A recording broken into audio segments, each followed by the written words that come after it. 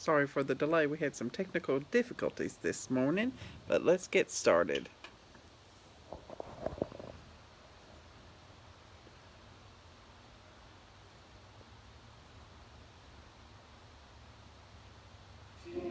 My life and let it be consecrated, Lord, to Thee. Take my moments and my days, let them flow in ceaseless praise. Let them flow in ceaseless praise. Take my hands and let them move at the impulse of thy love. Take my feet and let them be swift and beautiful for thee, swift and beautiful for thee. Take my voice, Let me sing always only for my King. Take my lips and let them be filled with messages from Thee, filled with messages from Thee. Take my and make it thine. It shall be no longer mine. Take my heart, it is thine own. It shall be thy royal throne. It shall be thy royal throne. Sorry, that is obviously the wrong version of Take My Life. There's only several. But anyway, let's get started with our reading. We're still in about 1445 BC. We're still in that month of God giving His laws to His people right after the 1 year anniversary of leaving Egypt. The tabernacle is built, and God is now dwelling among them as their king. And we are picking up with learning about the appointed festivals in Leviticus 23, starting in verse 1. The Lord said to Moses, "Give the Israelites instructions regarding the Lord's appointed festivals, the days when all of you will be summoned to worship me. You may work for 6 days each week, but on the seventh day, all work must come to a complete stop. It is the Lord's Sabbath day of complete rest, a holy day to assemble for worship. It must be observed wherever you live. In addition to the Sabbath, the Lord has established festivals, the holy occasions to be observed at the proper time each year. Passover and the Festival of Unleavened Bread, beginning in Leviticus 23, verse 5. First comes the Lord's Passover, which begins at twilight on its appointed day in early spring. Then the day after the Passover celebration, the Festival of Unleavened Bread begins. This festival to the Lord continues for 7 days, and during that time all the bread you eat must be made without yeast. On the first day of the festival, all the people must stop their regular work and gather for a sacred assembly. On each of the next 7 days, the people must present an offering to the Lord by fire. On the seventh day, the people must again stop all their regular work to hold a sacred assembly. The Festival of First Fruits, beginning in Leviticus 23, verse 5. Then the Lord told Moses to give these instructions to the Israelites. When you arrive in the land I am giving you, and you harvest your first crops, bring the priests some grain from the first portion of your grain harvest. On the day after the Sabbath, The priest will lift it up before the Lord, so it may be accepted on your behalf. The same day you must sacrifice a year-old male lamb with no physical defects as a whole burnt offering to the Lord. The grain offering must accompany it consisting of 3 quarts of choice flour mixed with olive oil. It will be an offering given to the Lord by fire, and it will be very pleasing to Him. Along with this sacrifice, you must also offer 1 quart of wine as a drink offering. Do not eat any bread or roasted grain or fresh kernels on that day until after you have brought this offering to your God. This is a permanent law for you, and it must be observed wherever you live. The Festival of Harvest, beginning in Leviticus 23, verse 15. From the day after the Sabbath, the day the bundle of grain was lifted up as an offering, count off 7 weeks. Keep counting until the day after the 7th Sabbath, 50 days later, and bring an offering of new grain to the Lord. From wherever you live, bring 2 loaves of bread to be lifted up before the Lord as an offering. These loaves must be baked from 3 quarts of choice flour that contains yeast. They will be an offering to the Lord from the first of your crops. Along with this bread, present 7 one-year-old lambs with no physical defects, 1 bull, and 2 rams as burnt offerings to the Lord. These whole burnt offerings, together with the accompanying grain offerings and drink offerings, will be given to the Lord by fire and will be pleasing to Him. Then you must offer 1 male goat as a sin offering and 2 one-year-old male lambs as a peace offering. The priest will lift up these offerings before the Lord, together with the loaves, representing the first of your later crops. These offerings are holy to the Lord and will belong to the priest. That same day, you must stop all your regular work and gather for a sacred assembly. This is a permanent law for you, and it must be observed wherever you live. When you harvest the crops of your land, do not harvest the grain along the edges of your fields, and do not pick up what the harvesters drop. Leave it for the poor and the foreigners living among you. I, the Lord, am your God. The Festival of Trumpets, beginning in Leviticus 23, verse 23. The Lord told Moses to give these instructions to the Israelites.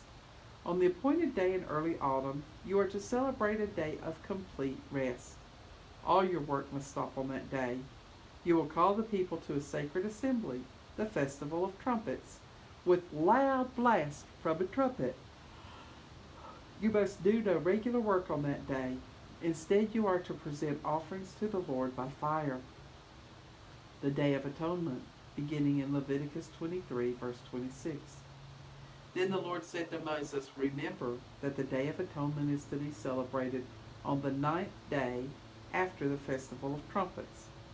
On that day you must humble yourselves, gather for a sacred assembly, and present offerings to the Lord by fire.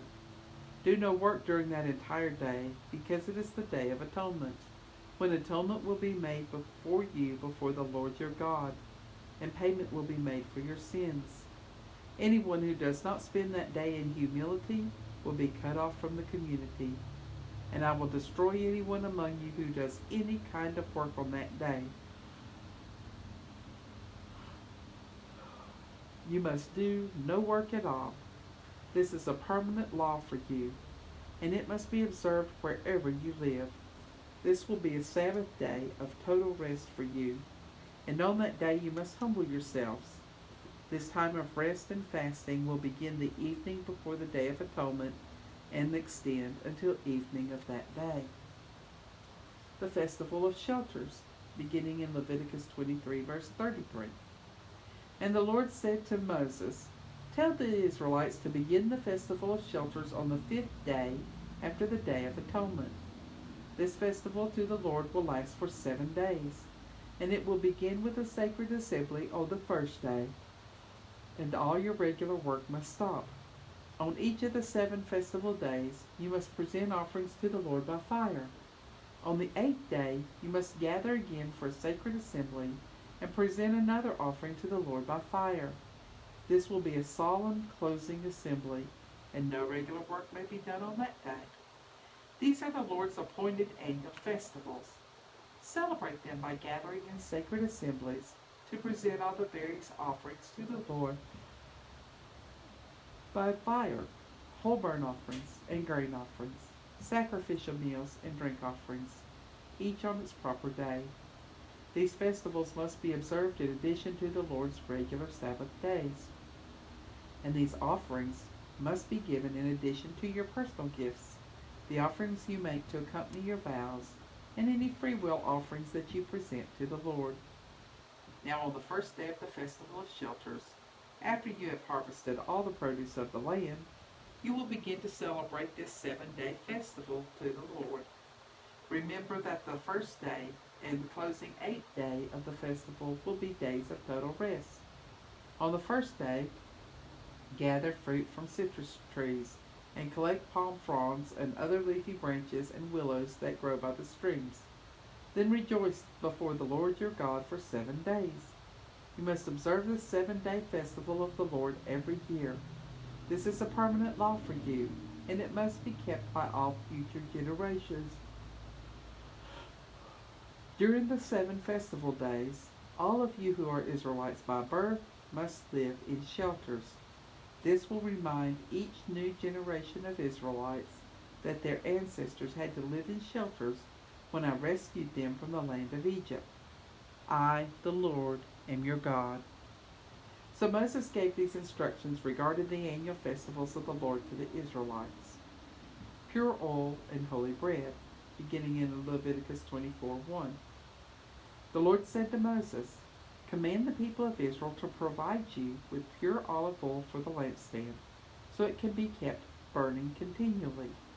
Aaron will set it up outside the inner curtain of the most holy place in the tabernacle, and must arrange to have the lamps tended continually, from evening until morning, before the Lord.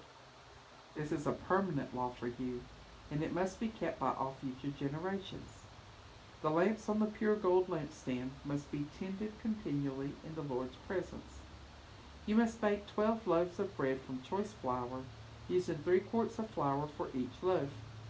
Place the bread in the Lord's presence on the pure gold table, and arrange the loaves in 2 rows, with 6 in each row. Sprinkle some pure frankincense near each row, and it will serve as a token offering, to be burned in place of the bread as an offering given to the Lord by fire.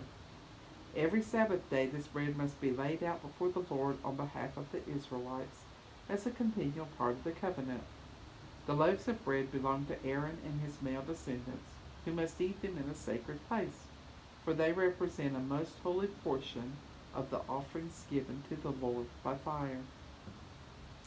An example of just punishment, beginning in Leviticus 24, verse 10. One day, a man who had an Israelite mother and an Egyptian father got into a fight with one of the Israelite men. During the fight, the son of an Israelite woman blasphemed the Lord's name. So the man was brought to Moses for judgment. His mother's name was Shelomith. She was the daughter of Dibri of the tribe of Dan. They put the man in custody until the Lord's will in the matter should become clear. Then the Lord said to Moses, "Take the blasphemer outside the camp, and tell all those who heard him to lay their hands on his head. Then let the entire community stone him to death. Say to the people of Israel, those who blaspheme God will suffer the consequences of their guilt and be punished. Anyone who blasphemes the Lord's name must be stoned to death by the whole community of Israel. Any Israelite or foreigner among you who blasphemes the Lord's name will surely die. Anyone who takes another person's life must be put to death. Anyone who kills another person's animal must pay it back in full, a live animal for the animal that was killed. Anyone who injures another person must be dealt with according to the injury inflicted, fracture for fracture, eye for eye, tooth for tooth. Whatever anyone does to hurt another person must be paid back in kind. Whoever kills an animal must make full restitution, but whoever kills another person must be put to death. These same regulations apply to Israelites by birth and foreigners who live among you. I, the Lord, am your God. After Moses gave all these instructions to the Israelites, they led the blasphemer outside the camp and stoned him to death, just as the Lord had commanded Moses. The Sabbath year, beginning in Leviticus 25, verse 1. While Moses was on Mount Sinai, the Lord said to him, "Give these instructions to the Israelites. When you have entered the land I am giving you as an inheritance, the land itself must observe a Sabbath to the Lord every 7th year. For 6 years you may plant your fields and prune your vineyards and harvest your crops. But during the 7th year, the land will enjoy a Sabbath year of rest to the Lord. Do not plant your crops or prune your vineyards during that entire year, and don't store away the crops that grow naturally or process the grapes that grow on your unpruned vines. The land is to have a year of total rest. But you, your male and female slaves, your hired servants, and any foreigners who live with you may eat the produce that grows naturally during the Sabbath year. And your livestock and the wild animals will also be allowed to eat of the land's bounty." The Year of Jubilee, beginning in Leviticus 25, verse 8. In addition, you must count off 7 Sabbath years. 7 years times 7, adding up to 49 years in all. Then on the Day of Atonement of the 50th year, blow the trumpets loud and long throughout the land. This year will be set apart as holy, a time to proclaim release for all who live there. It will be a jubilee year for you, when each of you returns to the lands that belong to your ancestors and rejoins your clan. Yes, the 50th year will be a jubilee year for you. During that year, do not plant any seeds or store away any of the crops that grow naturally, and do not process the grapes that grow on your unpruned vines. It will be a jubilee year for you, and you must observe it as a special and holy time. You may, however, eat the produce that grows naturally in the fields that year. In the year of Jubilee, each of you must return to the lands that belong to your ancestors. When you make an agreement with a neighbor to buy or sell property, you must never take advantage of each other. When you buy land from your neighbor, the price of the land should be based on the number of years since the last Jubilee. The seller will charge you only for the crop years left until the next year of Jubilee. The more the years, the higher the price. The fewer the years, the lower the price. After all, the person selling the land is actually selling you a certain number of harvests. Show your fear of God by not taking advantage of each other. I, the Lord, am your God. If you want to live securely in the land, keep my laws and obey my regulations. Then the land will yield bumper crops, and you will eat your fill and live securely in it. But you might ask, what will we eat during the 7th year, since we are not allowed to plant or harvest crops that year? The answer is, I will order my blessing for you in the 6th year, so the land will produce a bumper crop, enough to support you for 3 years. As you plant the seed in the 8th year, you will still be eating the produce of the previous year. In fact, you will eat from the old crop until the new harvest comes in the 9th year. And remember, the land must never be sold on a permanent basis, because it really belongs to me. You are only foreigners and tenants living with me. The word of God for the people of God. Thanks be to God.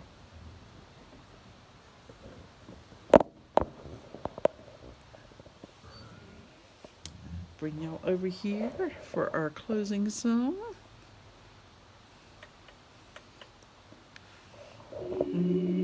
My life, Lord, be glorified, be glorified.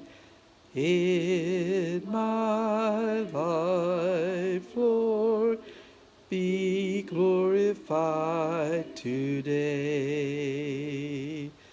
In my song, Lord, be glorified, be glorified. In my song, Lord, be glorified today. In your church, Lord, be glorified, be glorified. In your church, Lord, be glorified today. Glorified today. Sorry, I got a little bit fast with punching that button, didn't I? Let's see. Good morning, Jim and Peggy. Good morning, Shirley. Let's see who we have on here this morning. Good morning, Rhonda. Good morning, Pam. Good morning, Karen. Good morning, Gay. Hope everybody has a wonderful day, and I'll see y'all back here tomorrow morning at 8.